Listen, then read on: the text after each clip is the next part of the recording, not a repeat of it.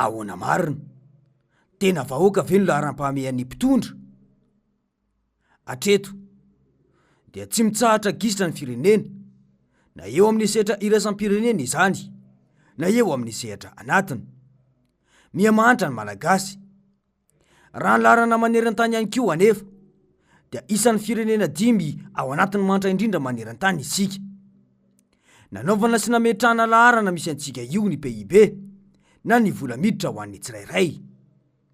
Tsy mahagaga izany satria tao anatin'ny fitondrana izao dia tsy mitsahatra mitombo ireo tsy anasa teto amintsika. Indrindra fa vokatry ny krizy maro lafy mahazo ny firenena. Hitantsika tsara fa betsaka ny very asa vokatry ny Covid-19 teto amintsika. Izany dia mbola mpiny tsy fahaiza-mitondra mametraka ny laharam-pahamehana ihany koa ho an'ny vahoaka. Hoy indrindra mantsy ny filoha Marc Ravalomanana raha niresaka mahakasika ny fahoriana sy ny fahantram-bahoaka izay mitranga eto amin'ny firenentsika ankehitriny io hoe ny tena adedivantsika inge zao dia mifantrany. Tsy hitako tsony azy teny hitenenana ny fahorian'ny malagasy fa toy ny olona latsaka ny ankady izy any amin'ny antsana lalina mangetsoketsoko ny fahoriana.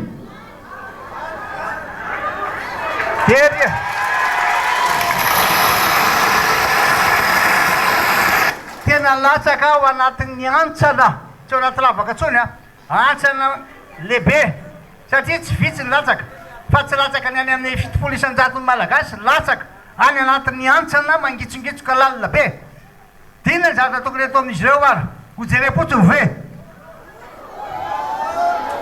Tsy maintsy ataontsika ny mirahiny aminjenan'izy ireo, aminjenanareo, satria tena misy olona maro be eo 700 mivoaka malagasy ary ambany ery. Inona mahatonga zany?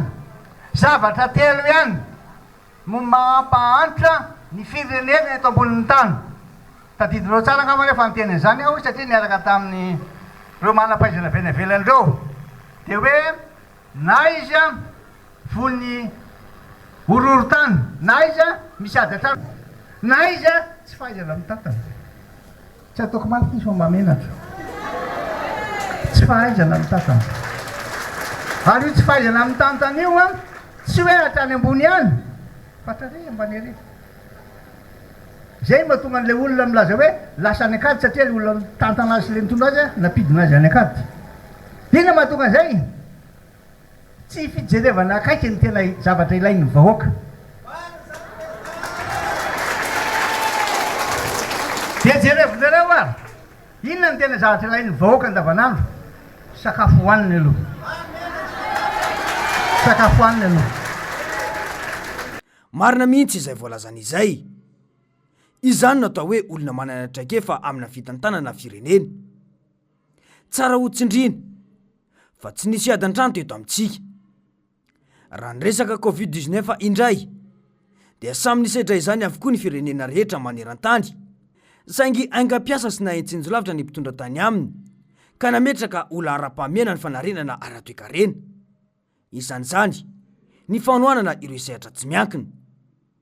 Ny eto amintsika nefa tsy hita taratra izay tena fiazakazahan'ny mpitondra amin'io fanarenana ara-toekarena io. Ny anarana fotsiny no eny matetika, fa raha rezultat aloha hatreto dia aotra. Ny arandrehetra na eny tsara ny fanazavana izay nataony ilay mpandraharaha malagasy isan'ny fantatry ny maro eto amintsika ankehitriny. Ny farany herinandro teo no ezahana nalefa haino manjery maro mihitsy moa ilay fandaharany mba samy azo ny tiany hatongavana ny vahoaka malagasy. Ny zava-dehibe isan'ny voaresaka tao dia ny hoe misy malagasy maro miasa ao aminy ary mamelona olona ny orinasa izay natsangan'io. Isan'ny ezaka sy foto-kevitra hijoroana ny hoe hiasa tahaka izany avokoa ny vahoaka malagasy rehetra. Ny teboka faharoa dia ny hoe atraiza marina moa no tena fiahin'ny fanjakana ny mpandraharaha sy ny orinasa malagasy eto amintsika. Raha tahaka ny orinasa izay tantan'ny mpandraharaha akaiky ny fitondrana ankehitriny io avokoa moa no fomba hitondran'ny fanjakana ny orinasa malagasy rehetra, inona ny olana? Afaka mivelatra, afaka maka vola sy mindrana vola amin'ireo toerana izay tiana anaovana izany. Na tiana na tsy tiana mantsy dia tsy misy afa-tsy ny fampiakarana ny fahefa mividiny vahoaka malagasy no vaolana ialana voalohany amin'izao fahantrana izao. Tsy tazana amin'ny fitondrana mihitsy anefa izany.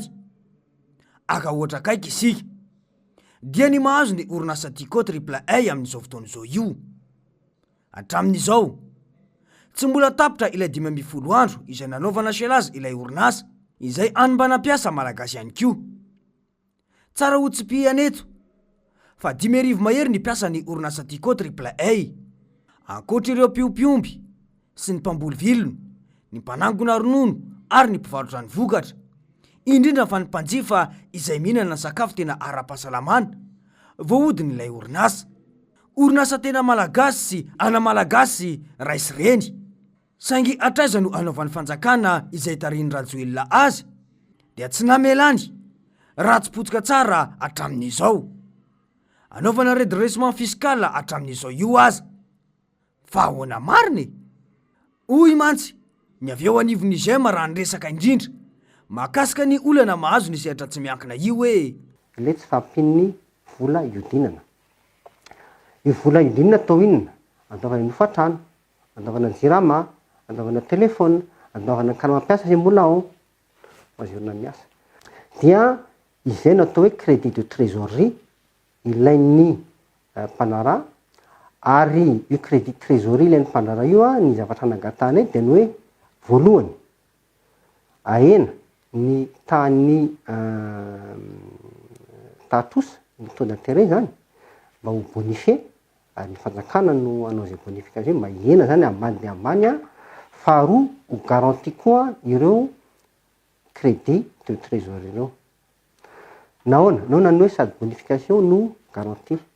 Bonifié satria crise tiky zao ohatran'ny olona marary io arakaraky ny andrasanao ny fandraisana ny fepetra anasitranana le marary dia voalohany na mety ho faty le olona, mety ho faty le orinasa fa maty izy dia zay vita, tsy resana tsony mihitsy, na tena vaty aretina goavana be izy ary ho sarotra dia ho sarotra mihitsy ny anarina azy taty aoriana.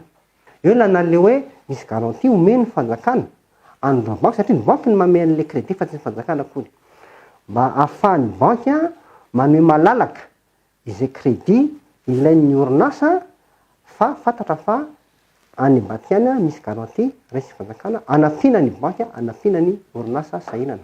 Efa hatramin'ny taona 2024 no efa nanambara izany ny teo anivon'izem na ny fikambanana ireo sehatra tsy miankina eto amintsika. Azagaga arak'izany raha mitombo tsy tamboisaina ny tsy fananana asa sy ny fahantrana eto amintsika satria tsy laharam-pahamehana amin'ny fitondrana mihitsy ny firosoana amin'ny fanomezana asa maharitra ho an'ny vahoaka. Hoy mantsy ny mpahay toe-karena raha niresaka ny fahantrana lalina mahazo ny vahoaka malagasy ankehitriny io hoe tsy azo atao mihitsy ny hoe piseho hoe manana ampona hoana fa tena le tombontso pirenena jerena ka raha sanatria ny potiketo ny toe-karentsika dia potika daholo tsika mianakavy 20 tapitrisa ka eo kosa ngamba tsy ekena ka le rafitra toe-karena napetraka mihitsy tsy tafapetraka araky ny tokony izy ka izay politika tsy nanaja ny rafitra zay no hitako fahavoazan'rareo tonga izy dia nitsambikina tamin'ny sehatra fahatelo fotodrafitrasa. Ny fotodrafitrasa indray nefa tsy le fotodrafitrasa hoe amoahana ny vokatra any ambany vohatra mba hoentina hodina fa fotodrafitrasa tonga dia ty amin'ny fisitrahana secteur de service zay tsy ho vitan'ny olona mihitsy ny sitraka aminy satria fa efa viditsika amin'ny totongana. Amboarina mihitsy ny système mila miova daholo maro ny zavatra tokony hiova, tokony isy rafitra toe-karena vaovao mihitsy mba tsy akinantsika lotsony amin'ny any velany. Mazava amintsika rehetra ngamba ny nambaranteo izay fa efa mividy hoy izy no fototra voalohany amin'ny famonjena ny vahoaka malagasy. Tsy izay avotany malagasy amin'io tsy fanananasa io anefa no laharam-pamehan'ny fanjakana fa fanaovana fonja malalaka sy lazaina fa manara-penitra. Raha ny fomba fisainana maha malagasy dia fiheverany ratsy ho an'ny vahoaka io fihetsika io ary tsy namenatra ny fanjakana akory ny nampiditra ilay mpandraraha malagasy mbola rajo anahy izay mba anina ampiasa malagasy teto amintsika ihany kio tamin'ny fotoan'androny. Kanefa dia nampijirina ao amin'ny fonja io, eny fa na dia mbola tsy nandalo fitsarana akory aza ny tenany, firy-taona aty aoriana. Izy mpitondra tsy mahavita na orinasa iray aza, afaka mamoko sy mampiasa vahoaka malagasy tahaka ireo efa voalaza tery aloha ireo. Saingy nefa misy indray ity sy mbaina sy poteny, arezana ny andripaka ireo orinasa izay afaka mba mampiasa malagasy eto amintsika. Inona moa ny olany Andry Rajoelina raha misokatra sy miodina ny orinasa Triple A ity koa? Sa ve ny fahafahany malagasy miasa mihitsy no olany? Raha ny filoha Marc Ravalomanana mantsy no olany, dia ny vahoaka malagasy ve no atao sorona tsy ampiasaina? Izany ve no atao hoe mitantana firenena? Fa ahoana marina?